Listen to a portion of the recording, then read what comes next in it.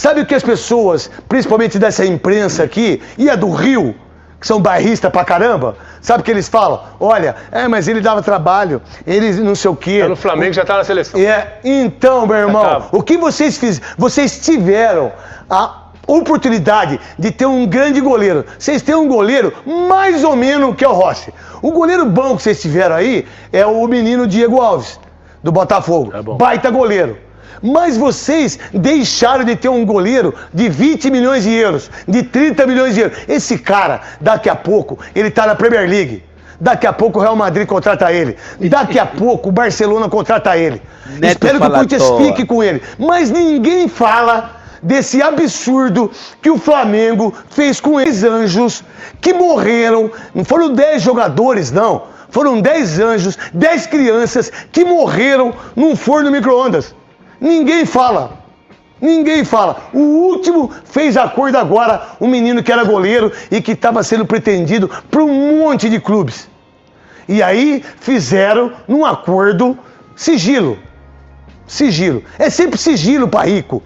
Rico sempre gosta de sigilo. Não é verdade? Isso é uma coisa que é natural. Né? E aí, ninguém fala nada. Quando os cariocas vão falar do Hugo... Mas uma coisa eu gostaria de falar. Por favor. Precisou trocar a diretoria para fazer esse acordo com a família. Porque a diretoria antiga não queria fazer a público, propôs um acordo. Então, a diretoria que assumiu fez questão, de um dos primeiros atos, resolver essa questão que era uma vergonha para o Flamengo. Vamos lá. Quando os 10 meninos morreram, vocês viram matéria em algum lugar? Vocês viram foto? O Souza, em respeito sobre o falecimento desses meninos, ontem na televisão, e ainda falou que o Flamengo mandou o Hugo Souza embora porque o Flamengo é um clube porque ele era negro. Chamou o Flamengo de um clube racista, com todas as letras.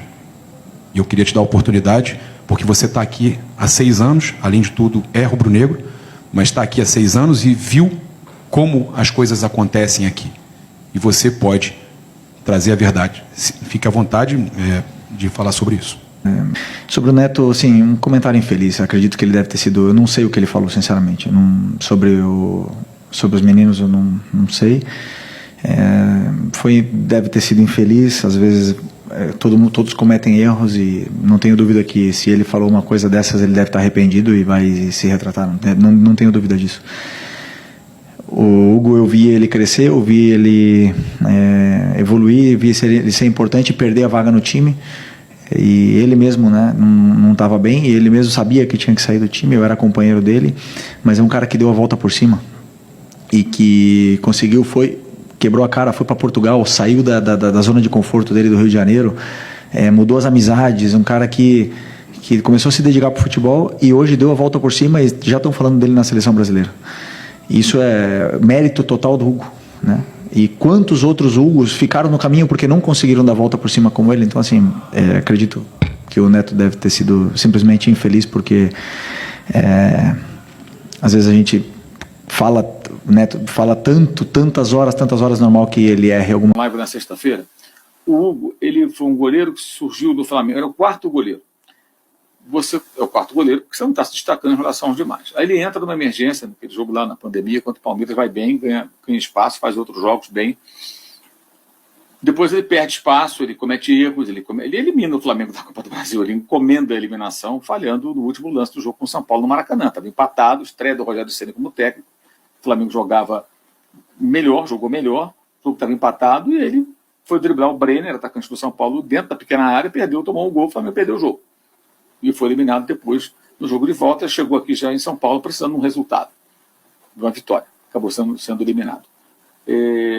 Quando veio o Paulo Souza se encantou com ele, goleiro alto, envergadura, jovem, bem alto, né?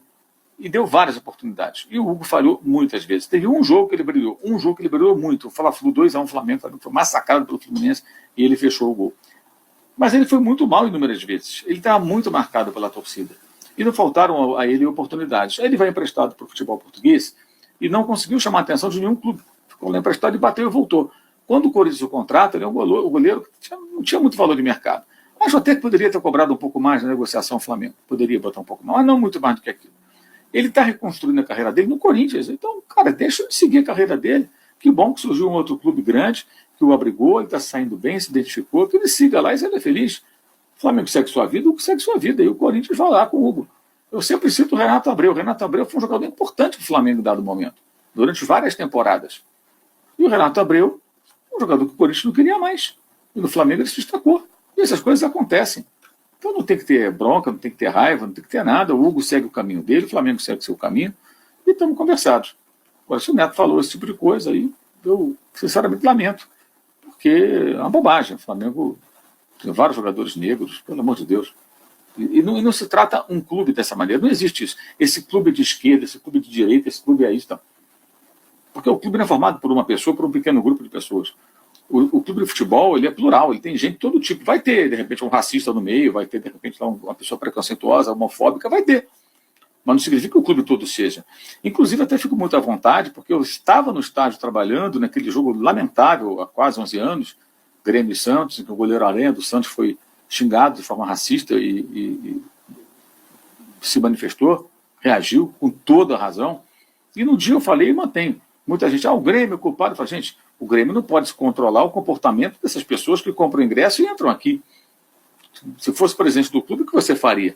Você vai adivinhar que o cara vai comprar ingresso, vai lá fazer isso?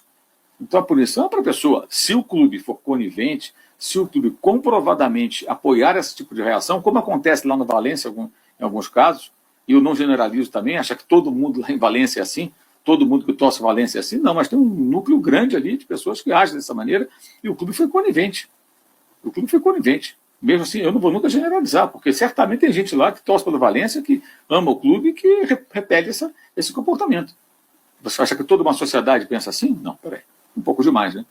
E até pretencioso, porque você não está lá, não convive, não conhece pessoas de lá para poder afirmar um negócio desse. Então, eu sou contra essa coisa, totalmente contra a generalização. Agora, o Flamengo tratar o Flamengo dessa forma, o Flamengo tem grandes jogadores pretos que foram... Morreu recentemente um deles, Adílio, grande ídolo do Flamengo. Hoje tem o Gerson, tem o Wesley. Hoje jogou o Everton Araújo, vários jogadores. Isso é uma bobagem, é uma bobagem. Então, acho que o Felipe foi extremamente elegante na pergunta do Gabriel Reis, o paparazzo do Brunegro. Foi muito elegante, a resposta correta, sem atacar, sem rebater. Muito bem, muito bem. Gostei da entrevista. Gostei mais dessa entrevista do que de outras aí, que